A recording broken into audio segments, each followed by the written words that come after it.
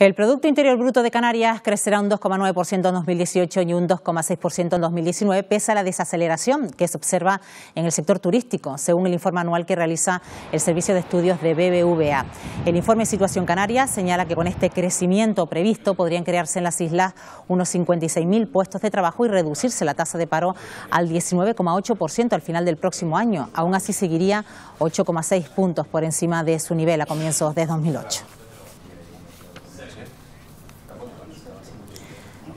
Pues para profundizar en este asunto, hoy nos acompaña Miguel Cardoso, que es economista jefe para España de BBVA Research. Señor Cardoso, ¿qué tal? Muy buenos días. Muy buenos días. Gracias por acompañarnos en Buenos Días Canarias. Bueno, con este informe en la mano se confirma que Canarias está en esa línea de recuperación, pero ¿cómo es su comportamiento con respecto a otras comunidades autónomas, con el resto de España?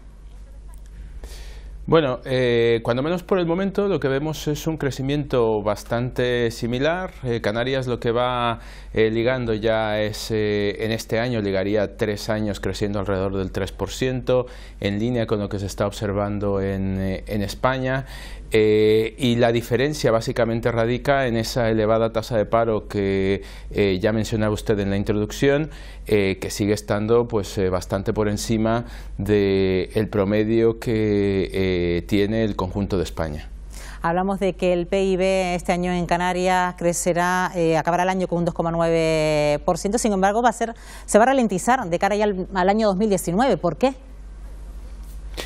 Bueno, en primer lugar porque el principal motor del crecimiento del empleo en Canarias ya está mostrando algún síntoma de agotamiento, que es el sector turístico. Ya de ver tasas de crecimiento, por ejemplo, en las pernoctaciones en hoteles entre el 5 y el 10% en 2016, ya el año pasado ese crecimiento estuvo más entre el 2 y el 3%.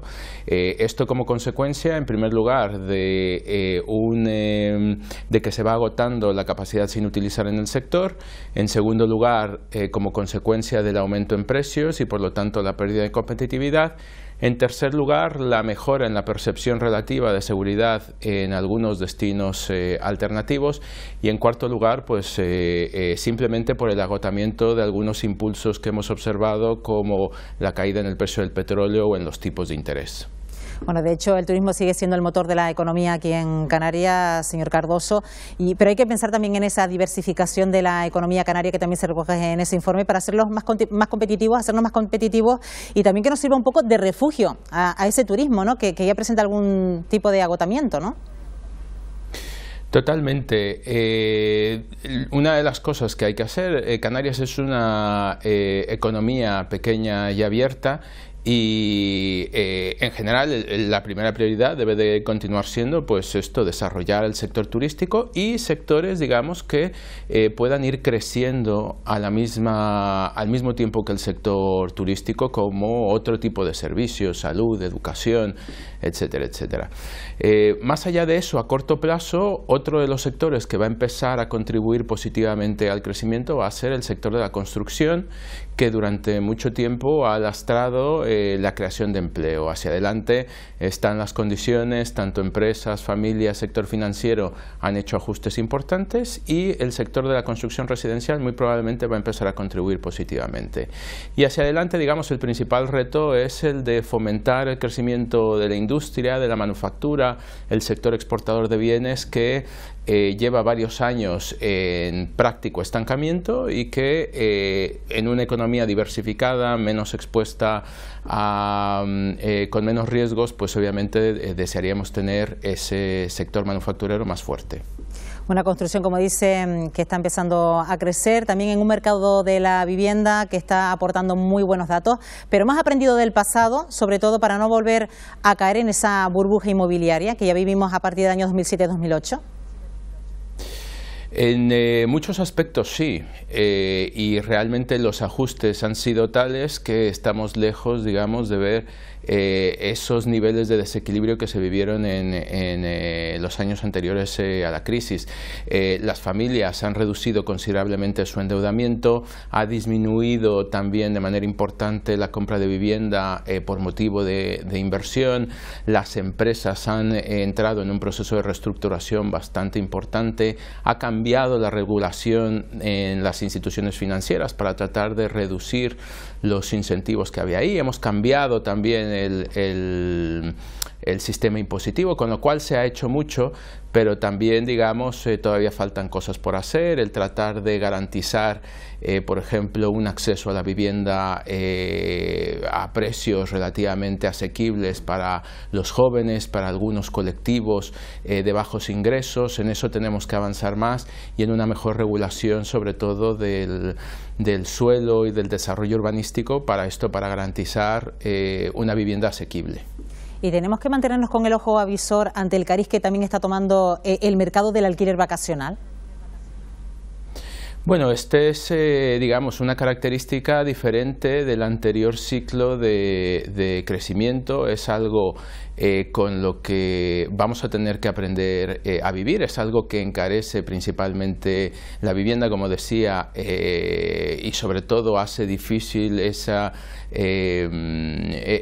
no solamente la adquisición, pero simplemente pues poder arrendar una vivienda para este tipo de colectivos de bajo nivel de ingreso, jóvenes, y es algo que tiene que estar bien regulado, porque al mismo tiempo que tenemos que garantizar esto, por otro lado, pues también hay gente que ha apostado mucho, que tiene su ahorro en el sector inmobiliario, que necesita rentabilidad para complementar, por ejemplo, sus pensiones. Es difícil ponerle barreras a estas nuevas tecnologías, con lo cual necesitamos una regulación que fomente la competencia, pero al mismo tiempo permita que ese crecimiento en precios no sea lo suficientemente elevado como para desplazar a estos colectivos.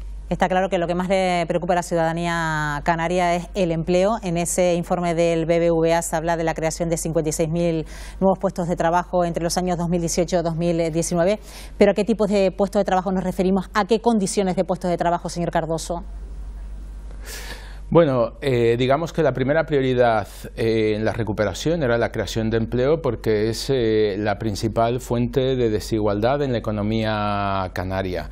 Realmente el mayor incremento en la desigualdad provino de quien mantuvo un puesto de trabajo y quien dejó de tenerlo durante la crisis. Ahí es donde se generaron los mayores desequilibrios, con lo cual era importante una creación intensa de empleo que hemos tenido. Pero también es cierto que dentro de esa creación de empleo lo que permanece, digamos, también son otras fuentes de desigualdad, como puede ser, por ejemplo, la temporalidad, que se mantiene por encima del 30%, como puede ser también cómo el desempleo afecta a cierto tipo de personas. El paro de larga duración es excesivamente elevado todavía, el desempleo juvenil es excesivamente elevado.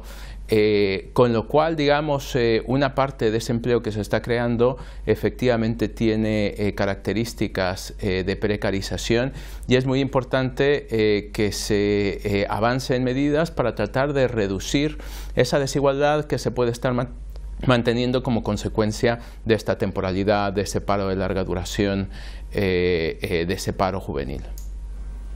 Bueno, pues Miguel Cardoso, economista jefe para España de BBVA Research, ha sido un placer que nos acompañe esta mañana en Monedas Canarias y nos haga una radiografía de la evolución de la economía canaria ya para finales de este año 2018 y el próximo 2019. Gracias, buenos días. Muchas gracias.